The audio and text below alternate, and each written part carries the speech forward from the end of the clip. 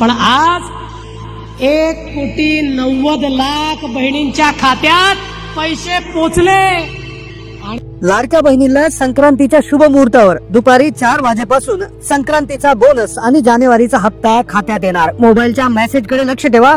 1,500 रुपये जमा झाल्याचा मेसेज येणार आणि लगेच 3,000 रुपये आणि अजून 830 रुपये जमा झाल्याचा मेसेज देखील येणार आहे। लाडक्या बहिणीला मकर संक्रांती निमित्त आश्चर्याचा धक्का देत एक मोठं गिफ्ट देण्याचं देखील महायुती सरकारने ठरवलेलं आहे। लाडक्या बहिणींसाठी आज 3 विभागात पैसे येणार आहे, ज्यामधून 15 जिल्ह्यांची निवड झालेली आहे। आजच्या व्हिडिओमध्ये कोणत्या 15 जिल्ह्यात हे पैसे येतील ते देखील सांगणार आहेतच, पण नवीन निकषानुसार आता कठोर पडताळणी झालेली आहे आणि ज्यानुसार 60 लाख बहिणी योजनेतून बाहेर गेलेल्या आहेत। आता हे पैसे 2,46,00,000 महिलांना मिळणार नसून त्यामधून 60 लाख महिला वजा झाल्या आणि आता फक्त पैसे 1,86,00,000 महिलांनाच मिळणार आहेत। 1,86,00,000 महिलांना आज मेसेज त्या ठिकाणी येणार आहे। काहींना आज कमीच पैसे मिळणार आहेत। काही अशाही महिला असणार आहेत की ज्यांना जो हप्ता आहे तर तो 500 रुपयाने कमी मिळणार आहे, तर काही महिलांना तोच हप्ता फक्त 500 रुपये देखील मिळणार आहे। तर का ही त्या ठिकाणी होणार आहे याचं कारण देखील व्हिडिओमध्ये सांगण्यात येईल। पण कोणत्या महिलांना संक्रांतीचं गिफ्ट आता मिळणार आहे, आता ज्या राहिलेल्या महिला आहेत लिस्ट नुसार, म्हणजे आता जी लिस्ट तयार करण्यात आली आहे पात्र महिलांची, त्यांच्यासाठी खूप मोठी खुशखबर आहे, कारण की त्यांना 2 मेसेज येणार आहे। 1,500 रुपये लगेच 3,000 आणि लगेच 830 रुपये जमा झाल्याचा मेसेज येणार आहे। लाडक्या बहिणीला महायुती सरकारने एक मोठं गिफ्ट देण्याचं ठरवलेलं आहे।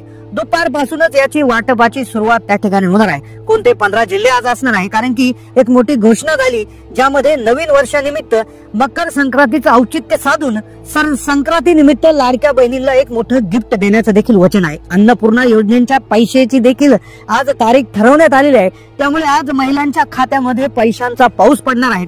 आता ही एक आनंदाची बातमी आलीच होती, पण त्यातच एक दुःखद बातमी लाडक्या बहिणींसाठी समोर आली की 60 लाख बहिणा योजनेतून बाहेर गेलेल्या आहेत। चर्चा सुरू होती, पडताळणी होणार, सगळं होणार याची चर्चा सुरू होती, पण काल जे राष्ट्रवादीचे एक ज्येष्ठ नेते आहेत छगन भुजबळ, तर त्यांनी देखील लाडक्या बहिणींविषयी एक सूचना लाडक्या बहिणीला दिलेली आहे। आता ज्या महिला बाहेर पडणार आहेत, ज्यांच्यावर कारवाई होणार आहे, तर ती कशा पद्धतीने होणार आहे आणि त्यांना अर्जंटमध्ये काय करायचं आहे ते एकदा काय म्हणाले एकदा हे समजून घ्या आणि लगेच आजच्या 15 जिल्ह्याची कोणती यादी आहे, किती बहिणी शिल्लक राहिलेल्या आहेत, शिल्लक राहिलेल्या बहिणींना कोणतं गिफ्ट मिळणार आहे ते आपण समजून घेऊ। पण एकदा छगन भुजबळ काय म्हणाले बहिणींविषयी ते एकदा जाणून घ्या। लोकांना सांगावं या नियमात बसत नाही, त्यांनी स्वतःहून आपली नाव काढून घ्यावी, नाही पेक्षा मग त्यांना मात्र जे आहे दंडासहित वसुली करण्यात येईल। मागचं जे झालं ते आपण आपल्या लाडक्या बहिणींना अर्पण करून टाकलं। लाडकी बहीण योजनेचे निकष कठोर करण्यात आलेले आहे आणि काही ठिकाणी तक्रारी आलेल्या आहेत। कागदपत्रांची फेर तपासणी सुरू आहे।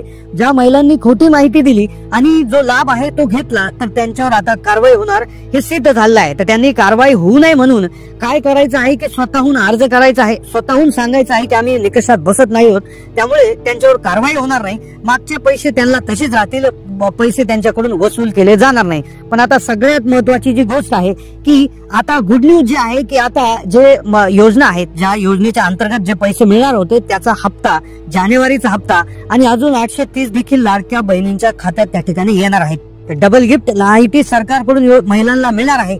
9 वर्ष आणि संक्रांत याचं औचित्य साधून हे गिफ्ट आजच बहिणींच्या खात्यामध्ये येणार आहे।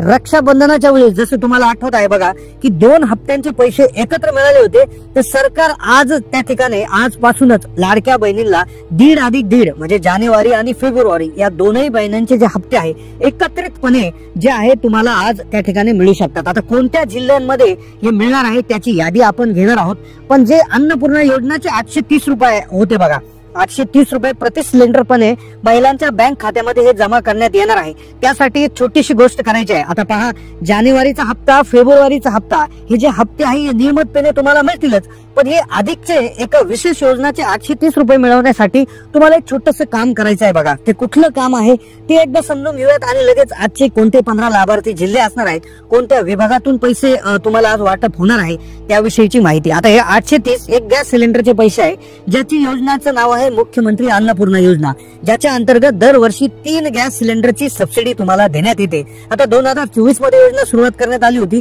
3 जे आहे 3 सिलेंडरचे पैसे तुम्हाला देण्यात येणार होते. आता 3 सिलेंडर 830 रुपयाप्रमाणे जर आपण त्या ठिकाणी म्हटलं तर 830 म्हणजे जवळपास हे 2500 रुपयांहून अधिक पैसे त्या ठिकाणी दरवर्षी होत असतात. 24 संपलेला आहे, 25 सुरू झालेला आहे. त्यामुळे मागचे 2500 आणि या वर्षातले 2500 तब्बल 5000 रुपयाचा प्रश्न त्या ठिकाणी आहे. तर यासाठी तुम्हाला काय करायचं आहे बघा, आता भरपूर महिलांना हे पैसे मिळालेले नाहीयेत, तर तुम्हाला अजून मिळाले नसतील तर कमेंट करा, कारण की आता तुम्हाला एक काम अर्जंट करायचं आहे बघा.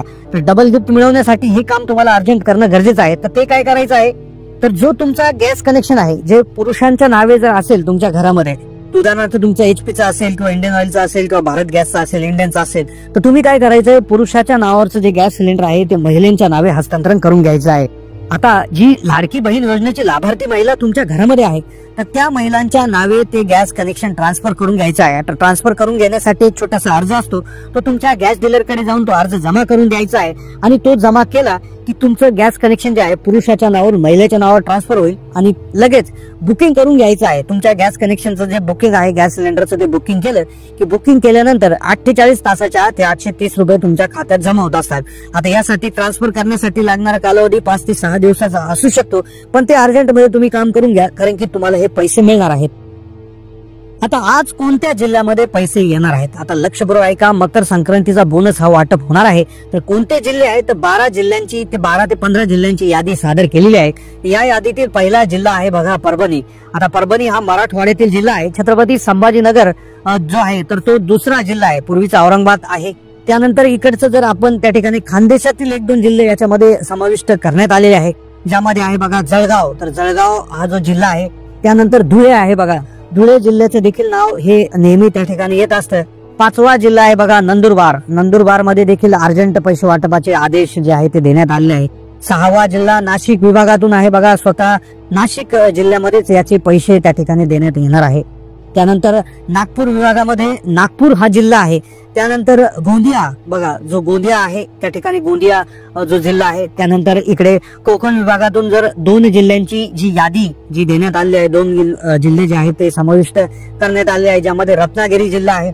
त्यानंतर आहे सिंधुदुर्ग जिल्हा.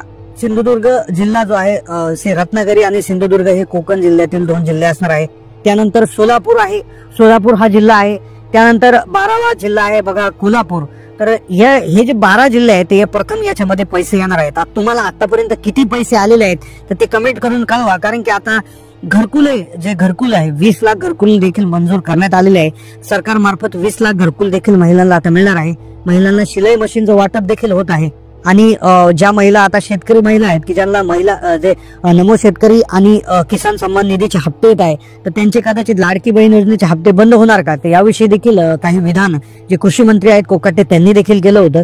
तर तुम्ही कमेंटमध्ये नक्की कळवा की आतापर्यंत किती हप्ते मिळाले, तुम्ही दुसऱ्या कुठल्या योजनेचा लाभ घेताय का, संक्रांतीचा बोनस तुम्हाला जमा झालाय का, तर याविषयी नक्कीच कमेंट करून कळवा. आणि अर्जंटमध्ये जर तुम्ही अपात्र होण्याच्या जर याच्यामध्ये असाल, म्हणजे घरामध्ये 4 व्हीलर असेल, कोणी आयकरदाता असेल, उत्पन्न 2.5 लाखाच्या वर जात असेल, तो स्वतःहून अर्ज करा असं आवाहन त्या ठिकाणी करण्यात आलेलं आहे. तर नक्की तो अर्ज करून आपलं जे नाव आहे तर स्वतःहून त्या ठिकाणी अर्ज करून ते रद्द करून घ्या असं त्यांनी सांगितलं होतं. तर नक्कीच तुमचं याच्यावर काय मत आहे कमेंट करून कळवा. धन्यवाद.